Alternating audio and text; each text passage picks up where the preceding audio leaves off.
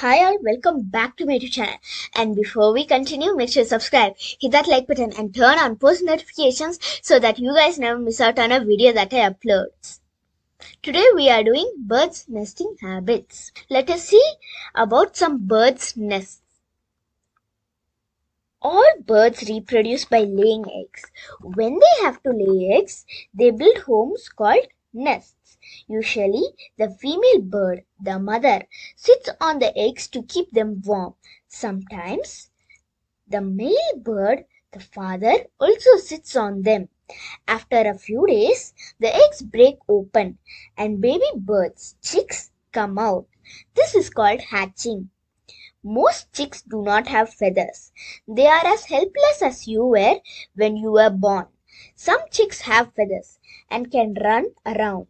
The parent protects and feeds the chicks until they can look after themselves and learn to fly. After the young birds fly away, the parents also leave the nest. Most birds build a new nest every time they have to lay eggs. When nesting, they feed their chicks, mostly insects, including caterpillars and beetles. Kinds of nests. Different birds build different kinds of nests. Most birds use twigs, leaves, cotton, or feathers, grass, or wool to make their nest. Some birds use pebbles. Some kinds of swallows build nests on cliffs and walls with mud. Here's a summary of what birds' nest we're going to see in today's video. Sparrow, weaverbird, tailorbird, stork, eagle, woodpecker, swan, penguin. Nest of sparrow. Sparrows nest in small colonies, usually in holes in buildings such as under roof, but sometimes they will build nests in thick vegetation. Nests are lined with dry grass and feathers. Sparrows pair for life and usually use the same nest site year after year. They will readily use nest boxes, including ready-made sparrow terraced houses.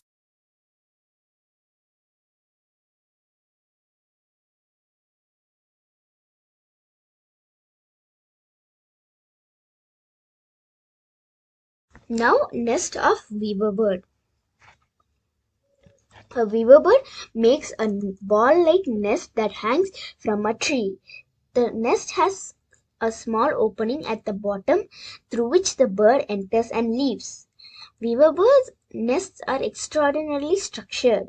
Most individual nests are cylindrical in shape, with downward-facing narrow entrances that will usually suit over or next to water, ensuring that the entrance facing downwards and is narrow as possible. Some nests even have a long tube extending the entrance further beneath the nest body.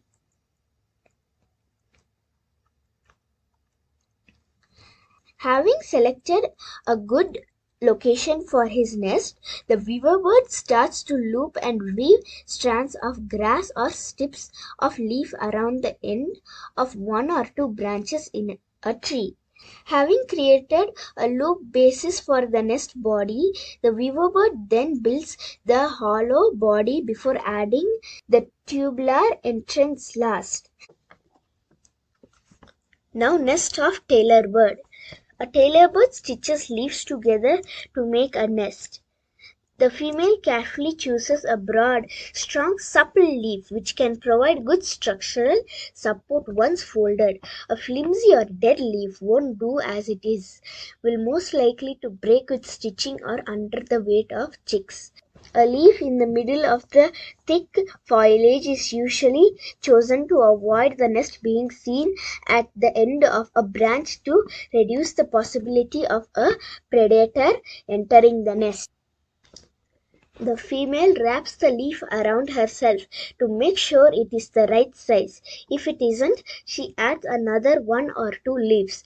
She then uses her feet to pull the leaf together and pierce a series of minuscule holes along the leaf's edge using her long, slender beak, which is shaped like a needle.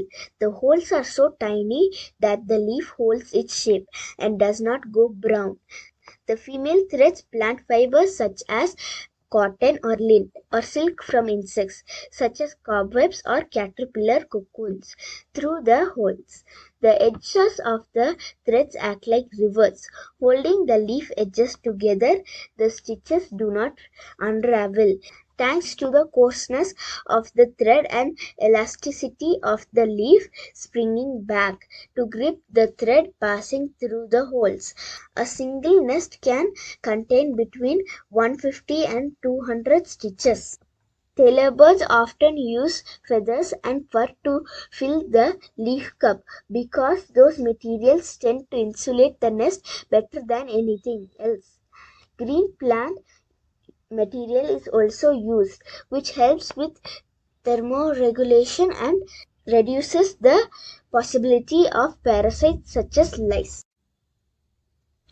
Now, nest of stork. A stork builds its nest on trees with sticks. Storks nest in trees above standing water. Males and females gather sticks from the surrounding areas. Together, they build a large, bulky nest 3 to 5 feet wide. Nest building takes typically 2 to 3 days, but the pair continues to make improvements throughout the nest period. Now, nest of eagle. Eagles generally nest near coastal lines, rivers, and lakes, where there is an adequate food supply. They nest in major or old growth trees, cliffs, and in high rocks in the sea or a large lake. Eagles' nests are constructed with large sticks and may be lined with moss, grass, plants, tacks, lichens, seaweed, or sod. Eagles' nests are generally 4 to 5 feet wide and 2 to 4 feet deep. Although the nesting pair will add nesting materials to the nest every year, eagles typically lay 1 to 3 eggs once a year, and they will hatch after about 35 days. The young eagles are flying within 3 months, but they will continue to use their nests as a home base, where their parents will continue to take care of them for an additional 4 to 6 weeks.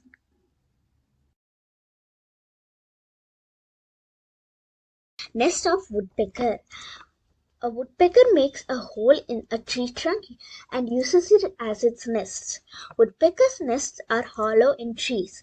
Rather, the woodpecker makes the tree hollow by digging into it, known as excavation. A typical nest has a round entrance hole that, that just fits the bird, leading to an enlarged vertical chamber below. No nesting material is used. Apart from some wood chips produced during the excavation, other wood chips are liberally scattered on the ground, providing visual evidence of the site of the nest. It takes about 3 weeks for a matted pair of woodpeckers to build a nest. Eggs are laid and they are incubated for 7 to 10 days. Baby woodpeckers stay in the nest for about 3 weeks after hatching, and both parents care equally for the young. Now, nest of swan. A swan builds its nest on the ground near water bodies using reeds and grass. Swans' nests are to be found in or by still water.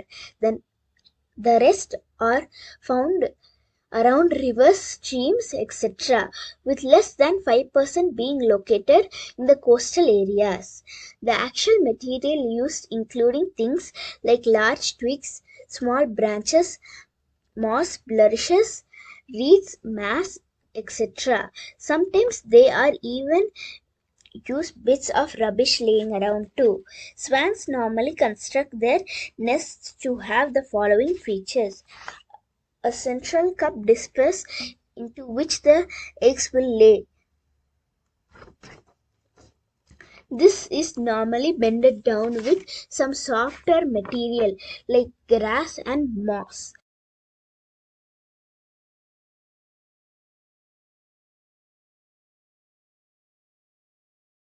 Now, nest of penguins. Penguins build nests with stones. The emperor penguin holds its egg on its feet and warms it with its body. They make no nest. They lay one single egg and take it on their feet, holding it, keeping it warm under a feathery fold of skin. All other penguin species build some kind of a nest. Some dig a burrow with their bill and claws of their feet to depth of about 1 meter in the ground. Then they decorate it with all the soft materials they can find, like twigs, leaves, and even paper. Some make nests with stones. This is almost the only material they can find in their neighborhood. Crested penguins build their nests in existing holes in the rocks. They too decorate it with soft materials and all they can find. Depending on the species, they nest close or not close together. Thank you. That's it for this video. Make sure to subscribe, hit that like button, and turn on post notifications so that you guys never miss out on a video that I upload. And I'll see you all next time. Goodbye.